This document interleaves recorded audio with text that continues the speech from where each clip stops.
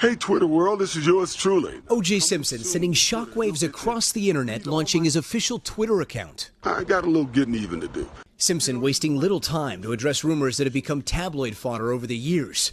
On Sunday, he posted a video denying he ever had an affair with Kris Jenner, the wife of his late friend and lawyer Robert Kardashian, saying Khloe Kardashian is not his daughter. Never in any way, shape, or form had I ever had any interest in Kris, romantically, sexually. Khloe, like all the girls I'm very proud of, just like I know Bob would be if he was here, but the simple facts of the matter is she's not mine. Jenner reportedly also dismissing the rumors years ago as an absolute lie. Those first O.J. tweets coming 25 years to the week after the murder of Simpson's ex-wife Nicole Brown and her friend Ron Goldman. At the time, well before social media, a worldwide spectacle with the so-called trial of the century taking over the airwaves. We, the jury, in the above entitled action, find the defendant, Orenthal James Simpson, not guilty of the crime of murder.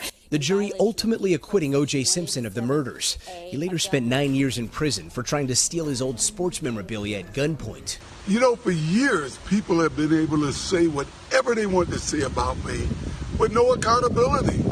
But now I get to challenge a lot of that BS and set the record straight. Simpson's Twitter debut comes after members of the Goldman family recently opened up about the gruesome murders and the polarizing verdict. And just days after Ron's sister, Kim Goldman, released Confronting O.J. Simpson. This podcast is an opportunity for me to go back and ask questions and confront things that have bothered me. After Simpson joined Twitter, Kim Goldman telling NBC News in part she believes Simpson is compelled to lash out, adding, "If my first 2 episodes have upset him, just wait until he hears the remaining episodes."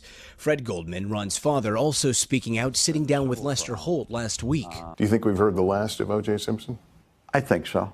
I think he said that he and his kids don't ever think about it anymore. Isn't that interesting? He doesn't think about his wife that he claims he didn't murder. Today, 71-year-old Simpson is living in Las Vegas, recently telling the Associated Press he and his family have moved on. And now Simpson's saying he'll use his new platform in a variety of ways. I'll be able to talk about everything, especially sports, fantasy football, and even politics.